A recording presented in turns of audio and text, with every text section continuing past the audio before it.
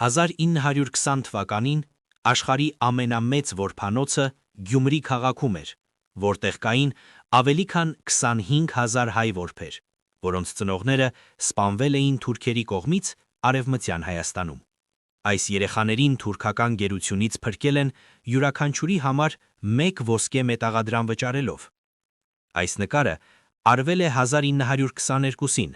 որն ընդգրկվել է Գինեսի ռեկորդների գրքում որպես աշխարհի ամենաշատ որբերի մեկտեղ հավաքված նկար։ Հայ որբերի մեջ կա մի տեսակ ազնվականություն, նրանց խոսքը մաքուր է, նրանք անչափ հարգալից են և հյուրասեր, նույնիսկ երբ ոչինչ չունեն, նրանք պատրաստ են կիսվել իրենց վերջին պատառով։ Այդ երեխաները, ովքեր տեսել են իրենց ծնողների սպանությունը, չեն կորցրել իրենց հավատն ու մարդկային դեմքը։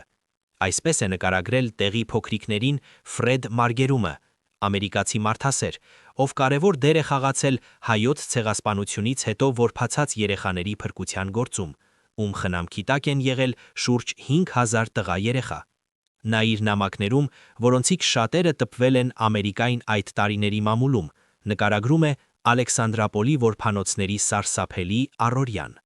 Պատկերացրեք հազարավոր երեխաների, ովքեր տառապում են տրախոմայով, աչքի վարակիչ հիվանդություն։ Մենք ստիպված էինք ամբողջ Ալեքսանդրապոլը վերածել մի հսկայական հիվանդանոցի, երբ քայլում էիր կացարանների միջով, տեսնում էիր հարյուրավոր փոքրիկների, ովքեր հերթ էին կանգնում, որպեսզի բժիշկները դառը դեղեր կաթեցնեին նրանց աչքերի մեջ։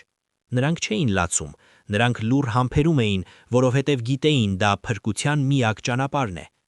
Իր նամակներից մեկում նա անդրադառնում է Գյումրվա դաժան ձմռանը և երեխաների տառապանքին։ Ձմեռը Ալեքսանդրապոլում անողոք է։ Մենք տեսնում էինք երեխաների, ովքեր բոբիկ վազում էին ձյան վրայով, հույս ունենալով հասնել որբանոցի դռներին։ Շատերը չէին դիմանում։ Փետրվարյան այդ ցրտերին հազարավոր անմեղ երեխաներ մահացան չջեռուցվող վագոններում, երբ նրանց տեղափոխում էին Կարսից Ալեքսանդրապոլ։ Այդ տեսարանները երբեք չեն ջնջվի իմ հիշողությունից։ Ֆրեդ Մարգերումի կողքին աշխատել են տասնյակ այլ ամերիկացիներ, որոնց օրագրերն ու նամակները լրացնում են օրբաքաղաքի պատմության ողբերգական և հերոսական պատկերը։ Ահա մի քանի այլ ցնցող վկայություններ։ Մարիա Յակոբսեն, ով դանիացի միսիոներուհի էր, նա աշխատել է Խարբերդում, իսկ հետագայում Ալեքսանդրապոլում, Գյումրիում։ Նա առաջիններից էր, ով սկսեց պայքարել երեխաների շրջանում տարածված տրախոմայի և սովի դեմ։ Նրա օրագիրը համարվում է ցեղասպանության ամենաարժեքավոր վավերագրերից մեկը։ Նա Ալեքսանդրապոլի որբանոցների մասին գրել է. «Երբ երեխաները հասնում էին որբանոց, նրանք այնքան հյուծված էին, որ նման էին կենդանի կմախքների։ Մենք նրանց կոչում էինք թռչնակներ, որովհետև նրանց մաշկը թափանցիկ էր, իսկ աչքերը անհամեմատ մեծ։ Ամեն առավոտ որբանոցի դռների մոտ գտնում էինք տասնյակ մահացած երեխաների, ովքեր գիշերը հասել էին մեզ, բայց ուժ չէին ունեցել թակելու դուռը»։ Մարգերումն իր հոդվածում հատուկ հիշատակում է նաև Մերլ Շեյնի։ Նա հիմնականում ղեկավարում էր Կազաչի պոստի որբանոցը, որտեղ ապրում էին շուրջ 6000 աղջիկներ։ Նա այսպես է նկարագրում. «Նա այն քչերից էր, ով հրաժարվեց լքել Ալեքսանդրապոլը, երբ վտանգը մեծ էր»։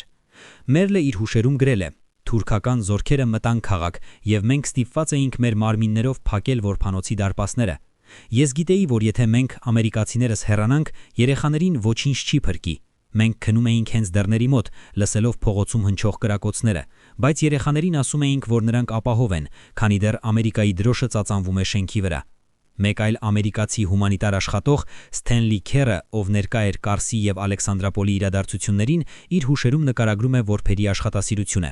«Այն, ինչ ինձ ամենից շատն էր զարմացնում, հայ երեխաների կյանքի ծարավն էր։ Որբանոցի արհեստանոցներում 10-12 տարեկան տղաները սովորում էին կոշիկ կարել և կահույք պատրաստել, այնպիսի ջանասիրությամբ, կարծես դրանից էր կախված իրենց ազգի վերածնունդը։ Նրանք ոչ թե պարզապես ապրում էին, այլ պատրաստվում էին վերակառուցել իրենց հայրենիքը»։ Սթենլի Քերը գրել է. «Ես տեսա մի ժողովուրդ, որոնց փորձում էին ջնջել երկրի երեսից, բայց նրանք ավելի ուժեղ գտնվեցին, քան մահը։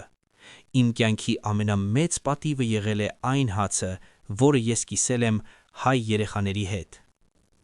Ամերիկացի մարդասիրական աշխատողները նկարագրում էին Ալեքսանդրապոլը որպես որբաքաղաք։ Եթե դուք բարձրանայիք քաղաքի մոտակա բլուրը և նայեիք ներքև, կտեսնեիք ոչ թե քաղաք, այլ մի հսկայական մարդկային մրջնաբոց։ հազարավոր երեխաներ միանման հագուստներով քայլում էին զորանոցների միջև։ Դա աշխարհի ամենատխուր, բայց նաև ամենահուսադրող տեսարանն էր։ Ամենուր լսվում էր հայկական երգը, որը նրանք երգում էին աշխատելիս։ Դա նրանց աղոթքն էր։ Դուք կարող եք տեսնել 5000 տղաների, ովքեր մեկ մարդու պես արձագանքում են շեփորի ձայնին։ Նրանք գիտեն իրենց տեղը, իրենց անելիքը և որ ամենակարևորն է, նրանք գիտեն, թե ինչ է նշանակում օգնել միմյանց։ Մարգերումը պատմում է իր զարմանքի ու հուզմունքի մասին, երբ Ամերիկայից եկած արկղեր են ստացել որպես հումանիտար օգնություն, և այնտեղ նա գտել է իր հարազատ քաղաքի մարդկանց կողմից ուղարկած հագուստներն ու նամակները, որի միջից անգամ նա գտել է իր սեփական հին վերարկուն, որն ընտանիքը ուղարկել էր որբերին։ Այս դիպվածը շատ է հուզել Մարգերումին։ Նա շրջվել է, որպեսզի գործընկերները չտեսնեն իր արցունքները։